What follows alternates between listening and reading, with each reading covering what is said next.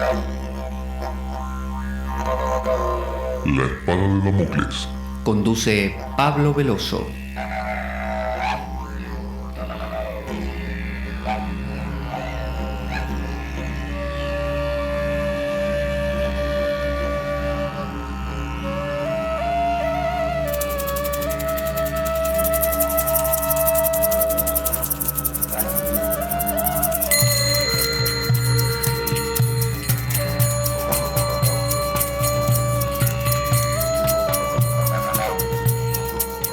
Tal como lo cortés no quita lo valiente, así lo hilarante no quita lo profundo.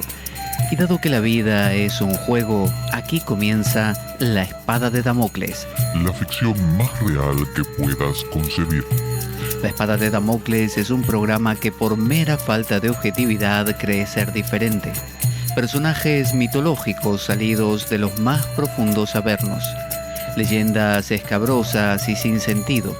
Curiosidades inquietantes e inútiles. Historias antiguas malversadas por nuestra incapacidad de entendimiento. Y cuentos carentes de profundo significado. También pretenderemos sin el menor éxito entender al ser humano en toda su dimensión. En suma, si quieres desperdiciar tu vida, aquí comienza La Espada de Damocles, la ficción más real que puedas concebir.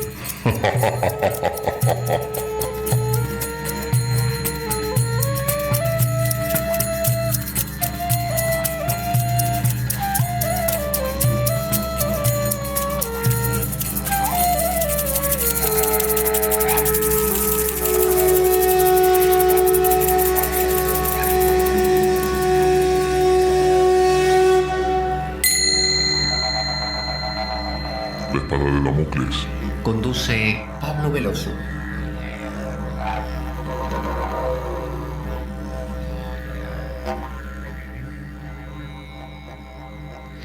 Buenas para todos. Aquí estamos nuevamente en La Espada de Damocles. ¿Quién les habla? Pablo Veloso. Vamos a continuar con el monacato femenino. Estábamos en la última ocasión recorriendo el tema de cómo había vivido la mujer esta posibilidad de monacato a lo largo de la historia, no solamente en el mundo cristiano, sino también en el mundo que llamaríamos pagano, en el mundo, por ejemplo, romano, en el mundo egipcio y demás. Y habíamos llegado hasta comenzar el monacato en Hispania. Nos habíamos quedado con que la Iglesia, como la Contrarreforma, que fue ese movimiento de defensa contra la Reforma protestante que inició quizá casi de casualidad Lutero, porque no tenía una intención tan radical. La mujer tuvo que sufrir, digamos, las restricciones que le impuso el papado en cuanto a clausuras cada vez más estrictas y además la imposibilidad de acceder a ciertas instancias del saber tan esenciales y tan elementales como la Biblia misma. Las mujeres a partir de ese momento ya no podían leer la Biblia, podían leer solamente comentarios que hacían algunas personas cultas o preparadas sobre la Escritura, muy parecido a lo que se llama en el ámbito protestante, por ejemplo, los devocionales. Un devocional es un texto que habla de algún aspecto de la Biblia, escrito por una persona más, menos inspirada, pero las mujeres no tenían acceso al conocimiento, a la fuente.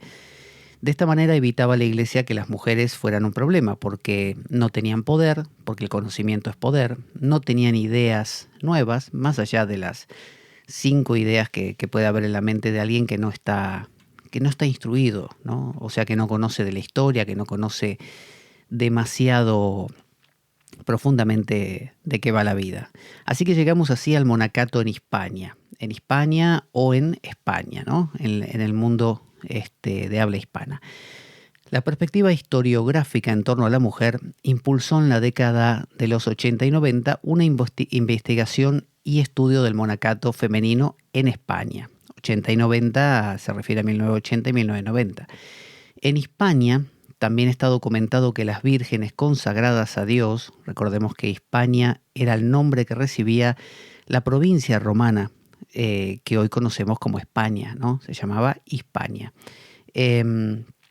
Las vírgenes consagradas a Dios fueron una institución reconocida por el obispado, ¿no? En el siglo V más o menos. No, hasta el siglo V.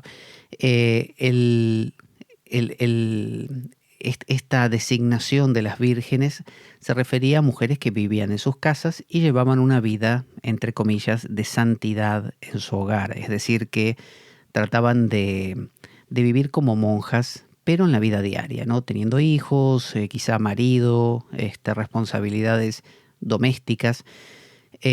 Dice, estábamos aquí. El monacato hispano estuvo paralizado durante el siglo V por la invasión de los vándalos, suevos y visigodos. Acuérdense que el Imperio Romano sufrió una invasión bárbara, que fue la que finalmente acabó con el Imperio Romano de Occidente, y esto hizo que el tema monacal se paralizara. A su vez, los monasterios fueron aquellos reservorios del saber, aquellos que resistieron luego de toda la destrucción que hicieron los bárbaros, que habría horrorizado, que horrorizó, mejor dicho, a San Agustín, quien escribió su libro La ciudad de Dios, justamente hablando en ese libro de lo terrible, de la devastación de los bárbaros y de las grandes familias romanas que tenían que irse de Roma emigrando. Sin embargo, él lo planteó desde un punto de vista teológico como que estaba todo dentro del plan de Dios, ¿no es cierto? Pero el hecho es que los monasterios se paralizaron, la construcción de monasterios y el hecho de que prosperasen. Después del paulatino ascenso hasta el siglo VII de monasterios, tiene las siguientes peculiaridades. Está un poco mal redactado el tema. Una, los monasterios dúplices, cuyo origen posiblemente sea la administración de los monasterios femeninos que llevaba un monje. Sí, está mal redactado definitivamente. Así que en la regla común o regla de los abades dice lo siguiente. Mandamos que en el monasterio de monjas habiten las monjas lejos de las celdas. No, los monjes. Vale. Mandamos que en el monasterio de monjas habiten los monjes masculinos lejos de las celdas, y estos han de ser pocos y perfectos, de modo que entre muchos se elegirán aquellos bien experimentados que casi hubieran envejecido desde bastante tiempo en el monasterio, a quienes siempre les recomendó su vida casta y a quienes los cargos de acusación no les obligaron a quedar fuera de la iglesia como excomulgados. Por tanto, deben habitar en el monasterio de vírgenes aquellos que o bien deban cumplir algún servicio de carpintería o bien deban preparar a los monjes que llegan de hospedaje. Y han de ser como guardianes de esos vasos en cuanto a los jóvenes de ambos sexos. Las monjas no tendrán autorización alguna para salir, y sin la bendición de la abadesa no deben buscar después ocasión en manera alguna de dar el ósculo de paz o hablar con los varones. Y si obraren de otro modo, quedarán sujetas a la regla. O sea, les darán ahí un castigo. Está hablando de los monasterios dúplices. Significa que había monjes y monjas. Y está diciendo aquí con mucho cuidado esta regla que los monjes que sean destinados a un monasterio de mujeres tienen que dar como mucha muestra de su temple, de su buena conducta. Porque claro, usted pone un monje masculino en un convento o monasterio de monjas a las cuales usted no le deja leer nada, no les deja profundizar, no le deja estudiar, las tiene todo el día ahí adentro, no las deja salir. Bueno, esas monjas son una especie de caldo de cultivo de ansiedades. Y bueno, hay una especie de, ya sabe usted cómo funciona esto de la libido, que decía Freud, de la fuerza vital del ser humano. La libido es esa energía que nos hace cada mañana levantarnos y decir, hoy va a ser un gran día, ¿no? La libido es la fuerza que te mueve en forma de deseo para hacer lo que sea. Es lo que los hindúes llaman kundalini. Cuando usted a esa kundalini, a esa libido, no la alimenta, no la consume en algo, ¿no? Por ejemplo, si usted se dedica, no sé, a coleccionar estampillas o o a prepararse para triatlones o tiene dilemas en el trabajo que resolver cada día, su libido se gasta ahí. Su energía de vida, la energía disponible que usted tiene cada día para enfrentarlo, se gasta. Con lo cual usted va a estar muy tranquilo porque gastó esa energía. Pero imagínese que usted lo meten como en una cárcel, ¿no? En una celda, no le dejan hacer nada muy profundo. Lo más que tiene que hacer es limpiar las ventanas, barrer el suelo, preparar la mesa, hacer la comida, planchar. Bueno, usted es una especie de volcán a punto de estallar, usted es el Vesubio. Bueno, esto le pasaba a estas monjas. Entonces no tenía que venir Brad Pitt al monasterio, bastaba con que fuera un hombre. Y ni siquiera tenía que gustarles físicamente, pero iban a acabar compitiendo entre ellas por la atención, ¿no? Por caerle bien, a ver cuál era la preferida, y se esforzarían por lucirse de mil maneras ante estos monjes. Y si estos monjes tenían el mínimo, digamos, la mínima inclinación a buscar atención femenina, bueno, usted combina las dos cosas y tiene una bomba ahí. Entonces, había en estos monasterios dúplices que tener mucho cuidado de que esos monjes fueran muy bien elegidos, que los nuevos monjes que vinieran también, de manera que se produjese una coexistencia sana. He sabido que en muchos casos esto no funcionó para nada y se produjeron interacciones y de índole sexual también. Se han encontrado monjas que abortaban sus bebés y los dejaban en un cementerio en la parte trasera del convento, o monjas que apelaban, como hemos hablado en algún programa, a elementos de estimulación sexual, por ejemplo. Porque no se olvide que hoy en día en el BDSM, en el bondage, se utiliza de repente un látigo o algún tipo de infligir dolor en el otro como una manera de generar placer. Es erótico eso, es morboso, es agradablemente doloroso. Bueno, imagínese que si el dolor en cierta circunstancia es placer, bueno, si usted es una monja y le hacen poner un cilicio y le hacen darse azotes.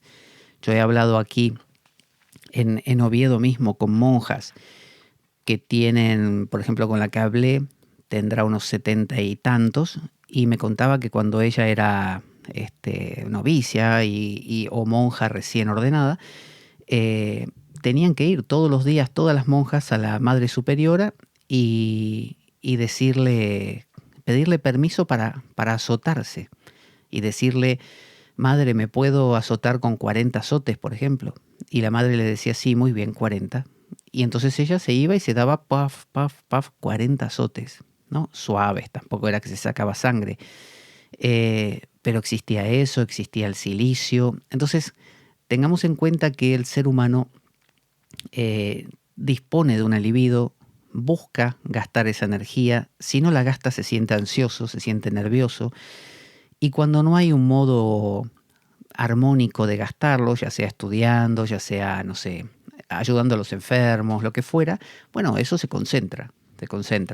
Y después, por así decir, explota de las maneras menos pensadas y de formas a veces complicadas. Entonces puede ser con el enamoramiento desesperado del confesor, como le pasó a Teresa de Ávila, con el recurrir a objetos, como le digo, de placer, que a veces son los de dolor, un montón de cosas.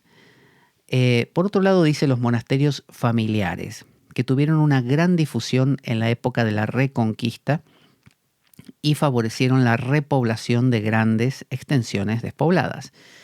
Surgían edificando una iglesia en medio de una propiedad rústica, de un cenobio, convirtiéndose en monjes los familiares y siervos quienes convivían con el dueño. Entonces agarraban una propiedad cualquiera y instalaban en el medio una iglesia. Y a partir de ese momento, los familiares y los siervos del tipo, del dueño de esa casa, se convertían en monjes. Estos monasterios admitían que pudieran donarse al monasterio matrimonios con sus hijos y esclavos, con la condición de que se sometieran a la pobreza monástica y a la obediencia del abad. Una especie de básicamente de propuestas de se están muriendo de hambre, no tienen que comer. Bueno, acá hay una opción. Pueden venir a poblar este monasterio. Puede venir un matrimonio con sus hijos, puede venir y con sus esclavos o siervos, y pueden participar de este monasterio tranquilamente. Pueden construir ese monasterio, básicamente. Suelen efectivamente, dice la regla común otra vez, o de los abades, algunos organizar monasterios en sus propios domicilios, por temor al infierno, y juntarse en comunidad con sus mujeres, hijos, siervos y vecinos, bajo la firmeza de juramento, y consagrar iglesias en sus propias moradas con título de mártires y llamarlas bajo el título monasterio.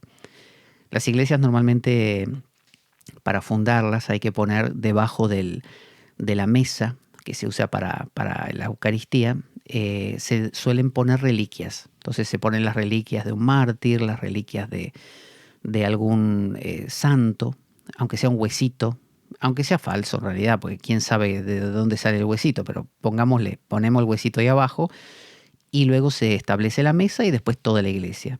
O bien también se como se dice, consagra la iglesia a algún mártir. Entonces usted en su casa, por temor al infierno, consagraba una iglesia a un mártir determinado, y empezaba a llamar a su casa monasterio. Y pedía bajo juramento que todos los miembros de su casa, hijos, sobrinos, nietos, siervos, sirvientes, todos se convirtieran en monje. Pero nosotros a tales viviendas no las denominamos monasterios, dice esta regla, sino perdición de almas y subversión de la iglesia, ¿no? A esta regla común o de los abades no le gusta esta idea. De ahí provino la herejía y el cisma y gran controversia por los monasterios. Y de ahí dicha herejía por el hecho de que cada cual elija a su gusto lo que le pareciese y crea que lo elegido es santo y lo defienda con sofismas. Cuando encontréis a estos tales, habéis de tenerlos no por monjes, sino por hipócritas y herejes. Y este es nuestro deseo, y lo que rogamos encarecidamente a vuestra santidad, y mandamos que no tengáis trato alguno con esos tales, ni los imitéis. Y porque viven a su capricho, no quieren estar sometidos a ningún superior. No entregan a los pobres nada de sus bienes, sino que incluso tratan de quedarse con lo ajeno, como si fueran pobres, para lograr con sus mujeres e hijos mayores lucros que en el siglo. Bueno, la regla obviamente está en contra de toda esta iniciativa, que en realidad es la iniciativa que se hace hoy en día. Si usted mira el monacato urbano del que hemos hablado, no es muy diferente de esto. Son hogares que a veces por acuerdo común deciden comportarse como si fueran un monasterio. Lo que pasa que, claro, lo que molesta, como siempre, como pasaba con las beguinas, es cuando no están sujetos a un obispado o al papado y no están regidos por una regla, o sea, no se entiende qué son. Eso es peligroso porque mañana puede ocurrírseles cualquier cosa y no está controlado. Y si hay algo que a la iglesia no le gusta o a cualquier institución, es tener algo no controlado, porque podría ser mañana su propia perdición. La regla común entonces establecía también cómo deben vivir en el monasterio sin peligros los varones con sus mujeres e hijos. Debían abandonarlo todo y vivir en el monasterio como huéspedes y viajeros bajo obediencia del abad.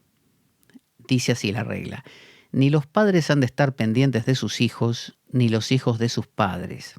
Fíjese, esto lo dice la regla a ver dónde lo tenemos, la regla común, esta de los abades. Siendo que hoy en día, cuando se forma algún tipo de comunidad religiosa que no sea cristiana y los hijos a veces no se toman como propios, sino que todos los crían así en grupo, como que, digamos, todos los niños, en lugar de decir papá y mamá, le dicen tío y tía a todos, ¿no? Esto es mal visto, como diciendo, mira qué mala crianza que le van a dar a los hijos. Y sin embargo, aquí se proponía que los padres no estén pendientes de sus hijos. Estamos hablando de familias que van a vivir a monasterios. Ni los hijos de los padres, ni se han de entretener en mutuas conversaciones. excepto si lo permitiese la autoridad del abad. Sin embargo, los tiernos pequeñitos que todavía se entretienen con juguetes tendrán licencia, por piadosa concesión, para acudir a su padre o madre cuando quieran, con el fin de que no vayan a caer los padres en el vicio de la murmuración por causa de ellos, porque suele haber mucha murmuración, agrega la regla, en el monasterio con motivo de estos parvulitos. O sea, como diciendo, para que no nos critiquen, si son muy pequeños los niños, está bien que charlen. Mas deben ser cuidados por ambos padres hasta que conozcan algún tanto la regla, y en ella han de ser instruidos para que tanto los niños como las niñas se sientan atraídos al monasterio donde habrán de habitar, ¿no? Estos son padres, o sea, padre y madre, que van a un monasterio, se quedan como si fueran monjes, aunque no hayan hecho votos, y entregan a sus hijos. Vamos a mostrar, dice, el método llano de cómo deben ser alimentados los niños en el monasterio. Si el Señor nos diera licencia, ha de elegirse un despensero experimentado en bondad y paciencia por la conferencia de la comunidad, y debe estar libre de todo servicio del monasterio y del oficio de cocinero. De ese modo tendrá siempre a su cargo la despensa para atender a los niños. Sería como el abuelito bueno, ¿no? A los niños, ancianos, enfermos y huéspedes. Y si el grupo fuera numeroso, se le concederá un joven para atender al mismo servicio, de modo que a la orden de se reúnan a sus horas oportunas los niños y reciban el alimento. Desde la Pascua Santa hasta el 24 de septiembre comerán cada día 4 veces. Desde el 24 de septiembre hasta el 1 de diciembre, 3 veces. Desde el 1 de diciembre hasta la Pascua se quedará al arbitrio del despensero. Pero, por otra parte, deben ser instruidos de modo que sin la bendición y permiso no han de llevar nada a la boca. Está explicando cómo adoctrinar al niño, básicamente. Cosa que, si nos fijamos, como digo, hoy en día mucha gente de la Iglesia Católica dice que esto mismo es lo que hacen las sectas, ¿no? También los niños han de tener su decano, que se cuidará de ellos más que nadie para observar las reglas sobre los mismos y para ser advertidos siempre por él de que no hagan ni hablen nada prescindiendo de la regla. Y desde luego no caigan en mentira, hurto o perjuicio. O sea, un decano es el que va a estar atento a ellos para que todo el tiempo estén cumpliendo la regla. O sea, educar a los niños no con sus padres, sino aparte, y para que vivan siguiendo la regla. Por lo que si fuesen cogidos en alguno de los delitos predichos, sin demora han de ser castigados por su mismo decano con la vara, cosa que era normal en la época. El despensero les lavará por sí mismos los pies y los vestidos y les enseñará con todo interés a aprovechar en la santidad para que el Señor reciba todo el galardón y siga las lecciones de la verdad cuando dice: dejad que los niños se lleguen a mí, no se lo impidáis, pues de ellos es el reino de los cielos. Luego está también el llamado pacto, surgido en el noroeste peninsular, estamos hablando de España, que sobrevivió a la invasión musulmana. Estamos hablando del noroeste, que es la zona justamente donde estoy yo, de Asturias, perdurando así hasta la celebración del Concilio de Collanza en el 1050. Cuarto, la tardía recepción de la regla de San Benito. Estos son 4 puntos que están encuadrados en, dice, después del paulatino ascenso del monacato hasta el siglo VII, los monasterios tienen estas peculiaridades. Están los monasterios dúplices, los que vivían mujeres y hombres, monjas y monjes, los monasterios familiares, estos que se van erigiendo con poner una iglesia en medio de una casa y luego volver a todos monjes. Luego el pacto y luego la tardía recepción de la regla de San Benito. Esas son características. Estos monasterios recibieron tarde la regla de San Benito, entonces no tenían una organización muy clara. Santa Eufemia de Cosuelos es el primer monasterio femenino perteneciente a la Orden Militar de Santiago, única orden de caballería religiosa en que los frailes podían contraer matrimonio libremente. Solo el maestre debía ser célibe. El maestre sería como el superior. Mientras los frailes estaban ausentes en tiempo de guerra, las mujeres e hijas vivían en estos conventos. Por otra parte, las mujeres viudas, en su mayoría, que quisieran ingresar a la orden como religiosas, encauzaban su vocación santiaguista femenina. Esto suponía para la orden ser la donataria de todos los bienes que las frailas, así se las llamaba, a las frailes femeninas, donaban cuando ingresaban para después de su fallecimiento. En parte todo este tema de tratar de que no tuvieran pareja los sacerdotes tenía que ver con el tema de la herencia. Si yo soy un sacerdote y estoy casado y muero y tengo hijos, esos hijos van a querer reclamar mis bienes, y si esos hijos no se hacen a su vez sacerdotes, los bienes van a parar a sus propias manos y no a la iglesia. Entonces, si la iglesia me obliga a quedar célibe, cualquier bien que yo reciba, o que yo geste, o que yo genere, va a quedar para la iglesia. Esa fue la propuesta. En esta orden militar de Santiago, tanto hombres como mujeres vivían dentro de la orden.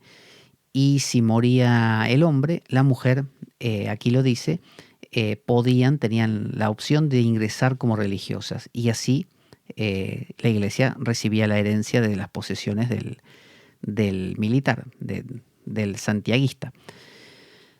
Luego está el misticismo hispano, es el resultado de la influencia de la herencia cristiana, judía, musulmana y germánica en el contexto del final de la Reconquista. Acuérdense que la península ibérica fue posesión de los musulmanes desde poco después de la época de Mohammed, de Mahoma.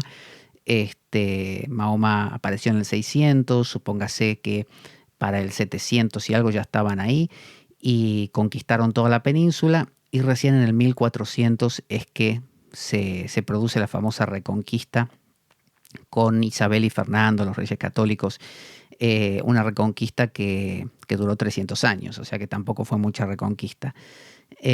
Así que dice que el misticismo clásico de aquí tiene que ver con esa mezcla, tiene que ver con un poco de musulmanes, de sufis, con un poco de judíos, que estaba todo el tema de la cábala también judía, la cábala, y parece germánica, que esa no lo había tenido en cuenta. Dice la Reconquista, el inicio de la expansión en América, porque esto es 1492, Colón encuentra América, no la descubre porque ya existía, la encuentra, o sea, la descubre él en tal caso, pero otros ya la habían descubierto y vivían ahí hace mucho. El inicio de la expansión en América de lo que llegaría a ser la hegemonía hispana en el proceso de la Reforma, que hasta Felipe II se llevó a cabo en el episcopado, el clero, la universidad, los indígenas. Civilización y cristianización fueron inseparables en el Nuevo Mundo. Entonces, la mística española era el verdadero núcleo desde donde se expandían como un fuego central todas estas aventuras. La aventura de los místicos era esa intensa búsqueda de Dios antes descrita. Pues bien, esta búsqueda corre paralela con las nuevas tierras, mares, hombres y universidades. Un hábito común, universal y cristiano, las traspasa a todas ellas como manifestaciones de un mismo espíritu. En medio de sus noches internas y su soledad claustral, Santa Teresa sigue con enorme interés las peripecias de sus hermanos que se embarcaron a América, y mientras uno de ellos perdía su vida en las reyertas de Pizarro en el Perú, la santa se debatía en la Reforma del Carmelo. Estaban luchando por los mismos ideales, en la misma empresa, aunque hubiese por medio un océano y miles de kilómetros de distancia. Esto dice Manuel Suances Marcos,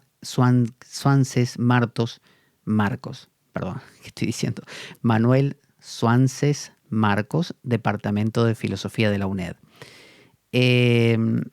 Demasiado no estoy de acuerdo, porque la mística es un fenómeno sumamente profundo que no tiene necesariamente connotaciones externas, de manera que todo esto que se ve volcado hacia afuera en forma de la conquista de América tiene más que ver con razones políticas. Sí es verdad que está impulsado de fondo por esta idea de la espiritualidad y de la búsqueda de que Dios esté presente en todas partes, pero El místico a veces inclusive ni se interesa por la parte política o por la parte militar de un país. Así que yo creo que la realidad de Teresa, que era una persona justamente muy externa, muy vinculada al mundo externo, posiblemente ella sí estuviera atenta a la conquista americana, pero en el fondo la mística pasa por otro lado. Es cierto que la mujer, debido a todas estas circunstancias, ha sido la mayor cultora de la mística, pero no estoy muy de acuerdo con que España haya sentido que la conquista de América tuviera que ver con algo místico. Más que nada tendría que ver con algo de esa religión literalizada que implica institucionalizar las cosas como una especie de Dios en el mundo, ¿no? Vamos a ver algunos detalles en general de, por ejemplo, la promoción del Instituto de las Monjas y su adaptación al Concilio Vaticano II. La Constitución Apostólica, Sponsa Christi, la esposa de Cristo, para promover el Sagrado Instituto de las Monjas, hace referencia a que el Instituto de las Monjas comprende diversas órdenes con sus peculiares reglas y constituciones y se dividen entre órdenes y monasterios por una parte, que seguían la vida contemplativa, y órdenes y monasterios que seguían, que le agregaban a la vida contemplativa el apostolado, ¿no? Pío XII, entonces declara en una de estas encíclicas cómo será la vida contemplativa de las monjas. Dice: la forma particular de vida religiosa monástica que las monjas deben fielmente cultivar bajo la rígida disciplina regular y a la cual son destinadas por la Iglesia es la vida contemplativa canónica.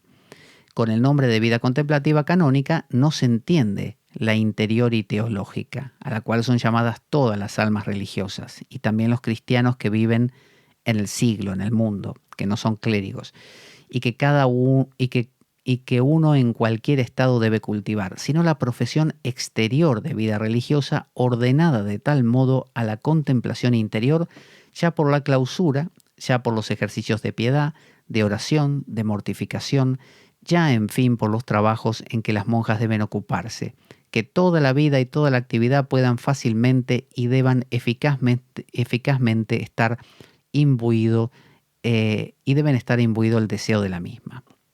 O sea, está proponiendo que las monjas lleven una vida externa que refleje esa contemplación interna.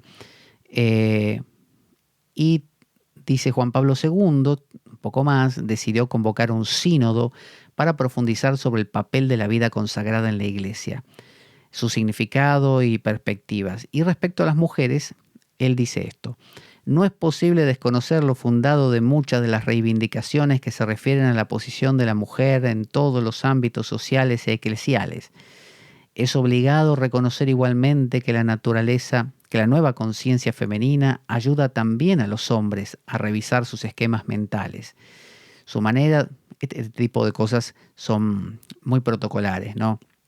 Son ese tipo de escritos que muchas veces, no quiero sonar demasiado incisivo, pero a veces generan una demagogia, ¿no? A veces estas personas que están en una posición de poder, como es un papa, a veces necesitan definir algo de una manera vaga para dejar a todos contentos y no acabar diciendo nada claro, ¿no? Entonces la Iglesia, que ha recibido de Cristo un mensaje de liberación, tiene la misión de difundirlo. Bueno, palabras.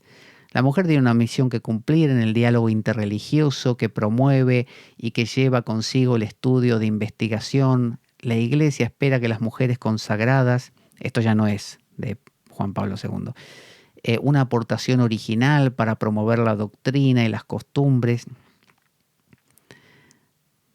No me parece que finalmente le hayan otorgado el lugar que ellas buscaban. Si entendemos que en el principio de los tiempos, de los tiempos cristianos me refiero, la mujer caminaba codo a codo con Jesús, era por ejemplo la figura de María Magdalena, su seguidora más acérrima, y luego Marta y María, las hermanas de Lázaro, y él estaba con ellas.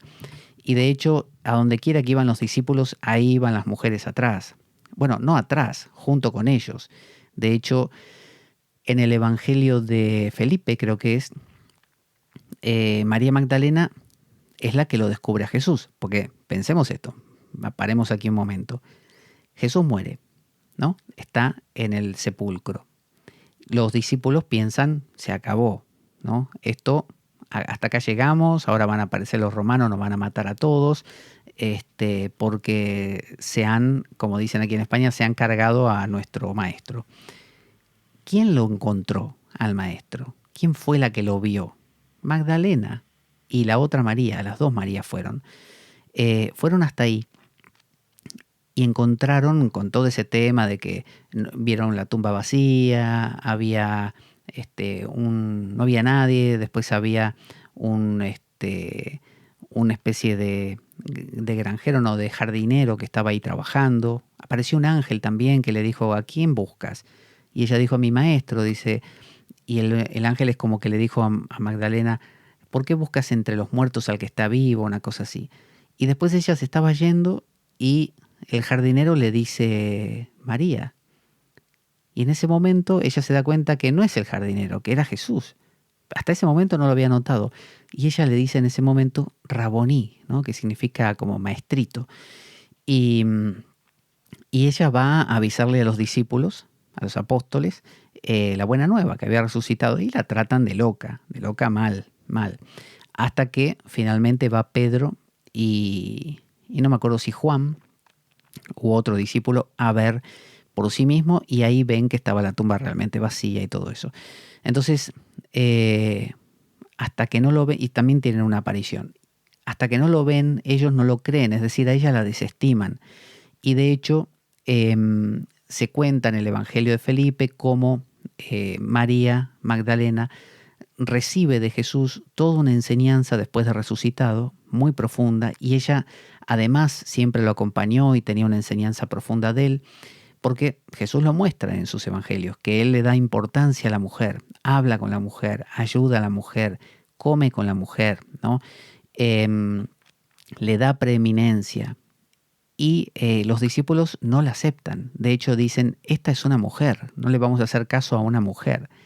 Bueno, esto ha persistido a lo largo del tiempo, más, menos. Si pensamos en la sociedad romana le daba un lugar a la mujer bastante importante, ya que, por ejemplo, los griegos, la mujer griega no tenía tantos derechos como la mujer romana. La mujer romana se podía divorciar de su marido, podía tener propiedades a su nombre, podía heredar, mientras que la mujer judía no podía, y la mujer cristiana luego tampoco. Tenía que estar sujeta a su marido, tenía que estar sujeta a sus hijos, y tuvo ese momentito de libertad que fue quizá cuando fueron los primeros tiempos cristianos, ¿no? Hasta el siglo IV, que fue cuando Constantino aceptó el cristianismo. Hasta ese momento que el cristianismo no era romano, bueno, la mujer tenía los derechos romanos aún siendo cristiana, ¿no? Entonces podía hacer esto como irse al desierto, estudiar lo que se le diera la gana y demás. Sin embargo, luego de Constantino empezó su decaimiento, y más todavía con la reforma luterana, como vimos, y ahí se le puso bien complicado. Y la mujer cada vez más ha sido reducida hasta que hoy en día vemos cómo se ha restringido mucho su labor monástica y no, o sea, contemplativa y no contemplativa. Muchas monjas hoy en día ya no usan el hábito, eso es verdad, pueden vestirse con ropa, como se dice, secular, con ropa normal, pero pese a todo están limitadas para muchas cosas. Por ejemplo, ya sabemos que lo de consagrar en la Eucaristía no les está permitido. En el anglicanismo, la iglesia anglicana sí, pero la iglesia romana no lo ha permitido, y por ahora no da avisos de permitirlo en un futuro. Así que la realidad de la mujer acaba siendo aquella que tiene en sus manos o en su corazón el misticismo, ha sido siempre la que permitió mantener viva el fuego de la espiritualidad, porque si lo llevamos a un plano, digamos, psicológico, tenemos que el ánima, lo femenino, es la naturaleza, es la vida, mientras que el animus, lo masculino, es mental, es racional, es estructural y es frío, como si fuera un diamante que puede ser muy bonito, como el conocimiento es bonito, pero a la vez es lacerante, es cortante, es seco, tiene aristas que lastiman. Mientras que el enfoque femenino es un enfoque dulce, es un enfoque fluido justamente con la naturaleza. Pero entendamos bien, cuando nos referimos a la mujer, a lo femenino, no nos referimos a la mujer biológicamente, sino a lo femenino, que encarna fácilmente en la mujer.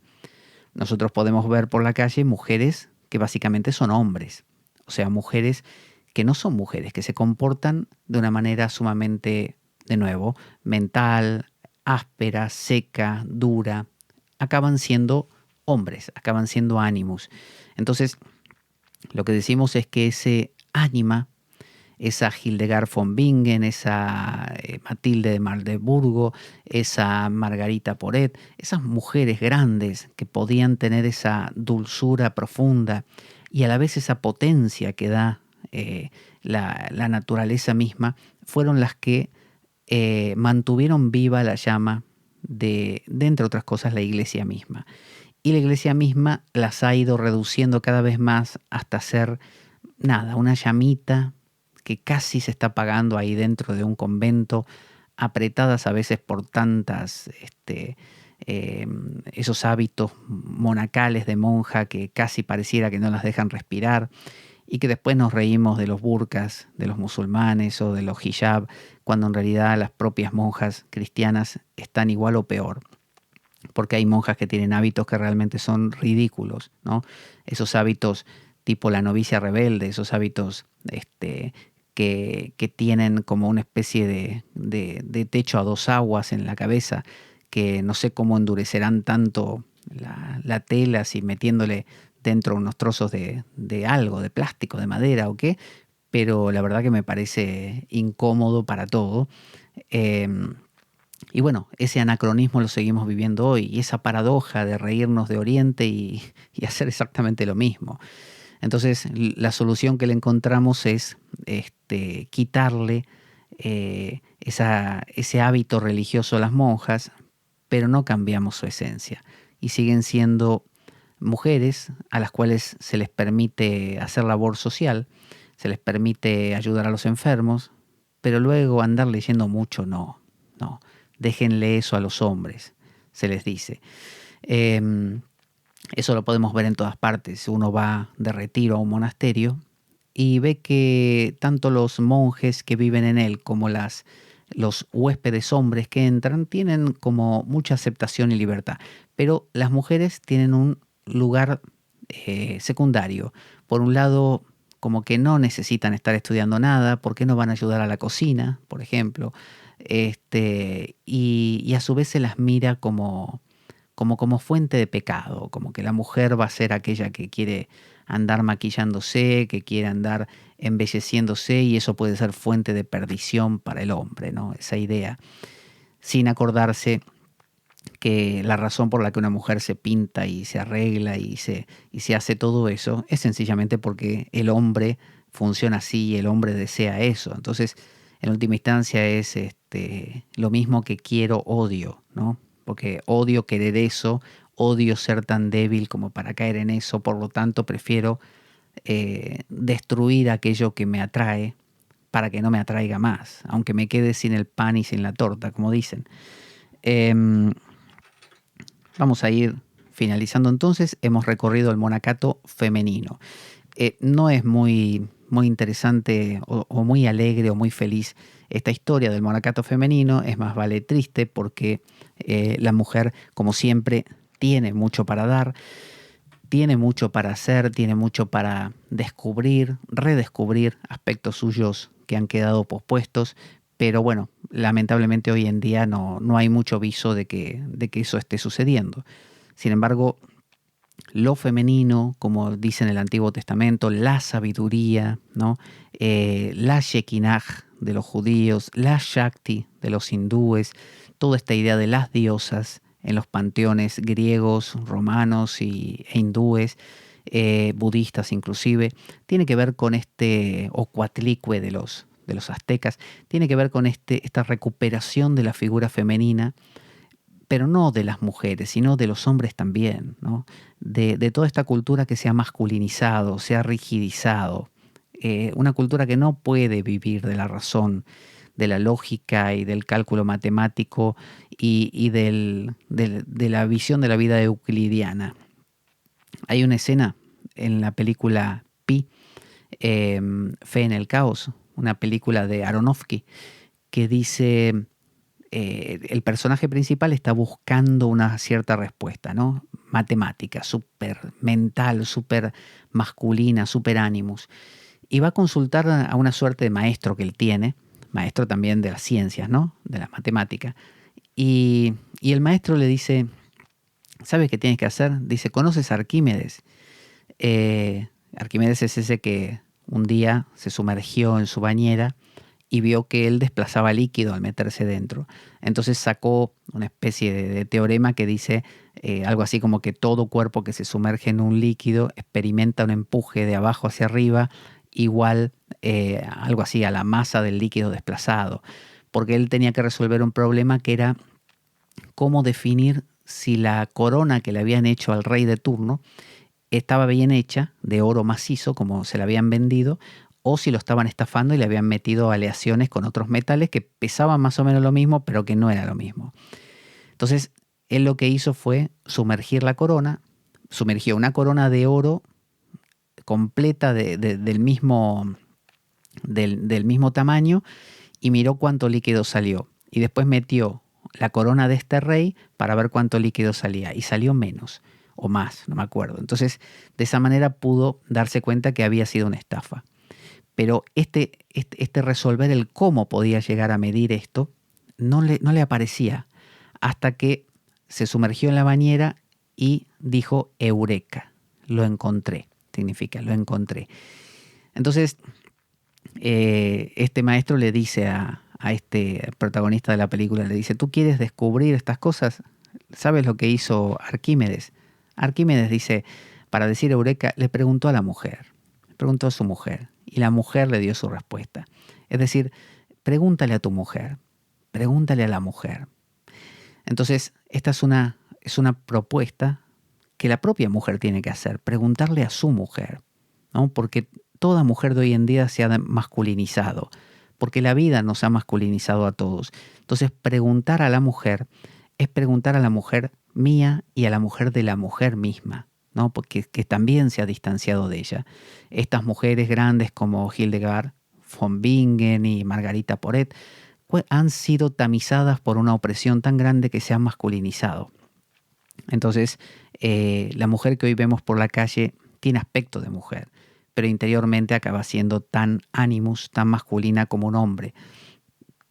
Por lo tanto, hay que preguntarle a la mujer de la mujer también acerca de estos temas de misticismo. Y cuando uno se sienta a meditar o a rezar o lo que fuera, donde quiere tener ese contacto con lo místico, tiene que feminizarse, tiene que hacerse mujer. Y aún la mujer tiene que hacerse mujer, porque la mujer tampoco es mujer hoy en día. Entonces, esa feminización es este recorrido que hemos hecho hoy y hemos visto también no solamente cómo es la historia del monacato y cómo la mujer ha encontrado o no un espacio en la iglesia, sino que es la historia de nuestra cultura. Porque pensemos que iglesia y Estado no estaban divididos en esa época. Y si un Estado forja con sus leyes la manera de ser de sus ciudadanos, que haya capitalismo o comunismo te cambia la cabeza, bueno, hemos sido criados y creados de esta manera, con una iglesia que estableció normas y que generó un tipo de mujer y de hombre, un tipo de accionar, un tipo de posicionarse en el mundo. Entonces, recuperar el contacto con el misticismo es recuperar a la mujer, ¿no? Un monje, por definición, es femenino. Les recuerdo antes de terminar que está mi libro, Sadhana, el camino interior, en Amazon en papel, en digital también. Están disponibles, como siempre, los cursos para tomar no grabado, sino en vivo conmigo, pueden escribirme a pablojorgeveloso@gmail.com y les informo acerca de los contenidos. Los más frecuentes que doy son el de los arquetipos del tarot, también de la astrología, el oráculo Lenormand, también temas que me van pidiendo, como por ejemplo, no sé, estudiar el Bhagavad Gita o el Yoga Sutra de Patanjali o alguno de los libros que hemos tratado en el programa o que no hemos tratado pero que son afines. Eso lo hacemos por Skype y de forma individual. Y por otro lado también está el reordenamiento vital, que son sesiones individuales donde trabajamos un tema que quien consulta quiere plantear, un tema ya personal, por ejemplo, un bloqueo, una contradicción, un miedo, algo. Y lo vamos trabajando a través de mi parte preguntas, más que nada, no dando consejo, y de esa manera el tema va abriéndose y va mostrando sus puntos ciegos, sus contradicciones, sus baches, sus inconsistencias. Y así el consultante puede aclarar muchísimo lo que le pasa y poder tomar decisiones mucho más acertadas. Vamos a poner así nuestra cortina finalmente. Soy Pablo Veloso. Esto es La Espada de Damocles. Nos encontramos en la siguiente ocasión. Buena vida para todos, buena semana y avanti damocleanos.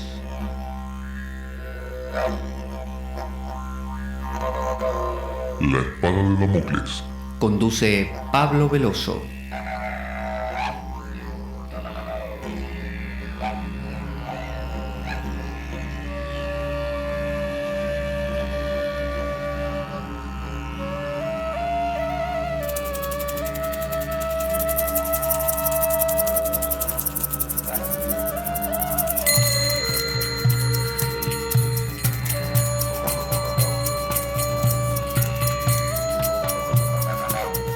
Y dado que la vida es un macabro juego concebido por una mente perversa, únete a nosotros en nuestro próximo programa, cuando escuches las siguientes palabras. La Espada de Damocles, la ficción más real que puedas concebir. Buena vida para todos, buena semana y... ¡Avanti Damocleanos!